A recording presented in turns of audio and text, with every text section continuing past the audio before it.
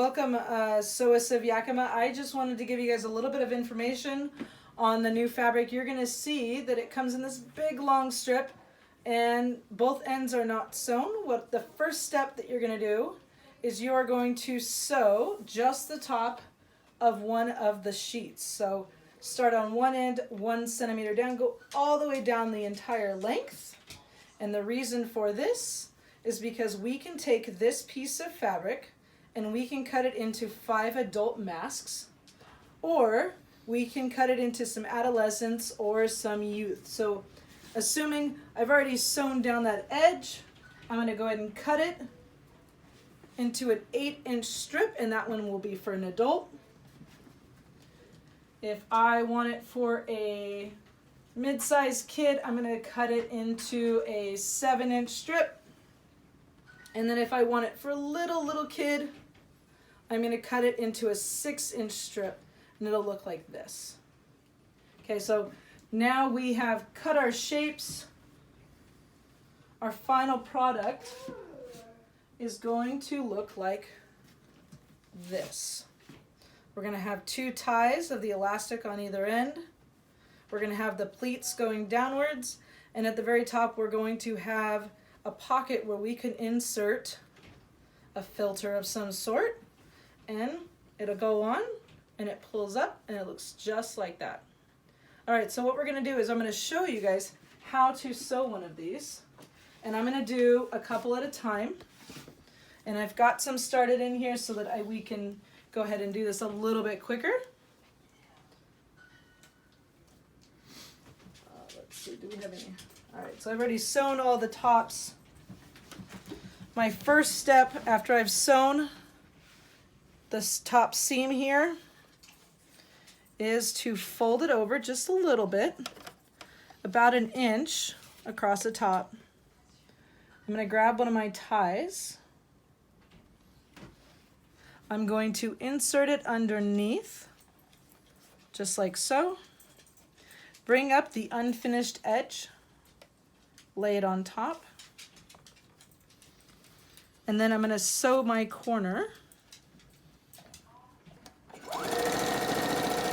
And as soon as I've started it, I'm going to reach on in through, grab my tie, hold it so it doesn't get run over, pull it in to the edge,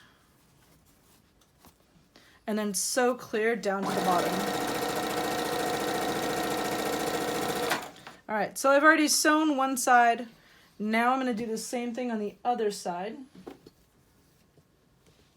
Like I said, I had some already started. I'm going to do the same exact thing. I'm going to lay it on the inside. If my flap is too big, it's going to come out a little awkward.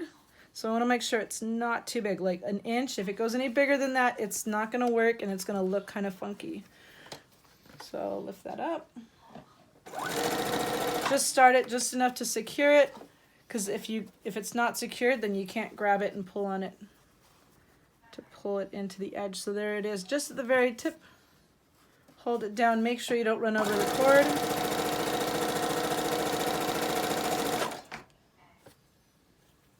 And then the next step is going to be to flip this inside out.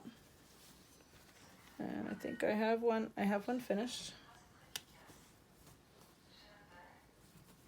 So I'm not going to pull on them super hard, because sometimes what happens is these are not completely secured. But I'm going to make sure that they're secured when I do my pleating.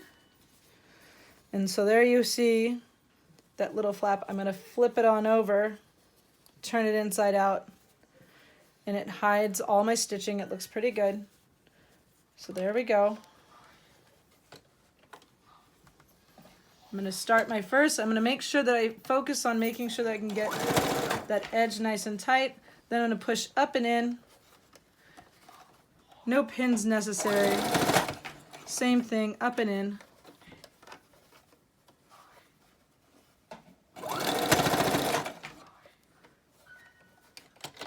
Need a little bit more room in there. That's okay.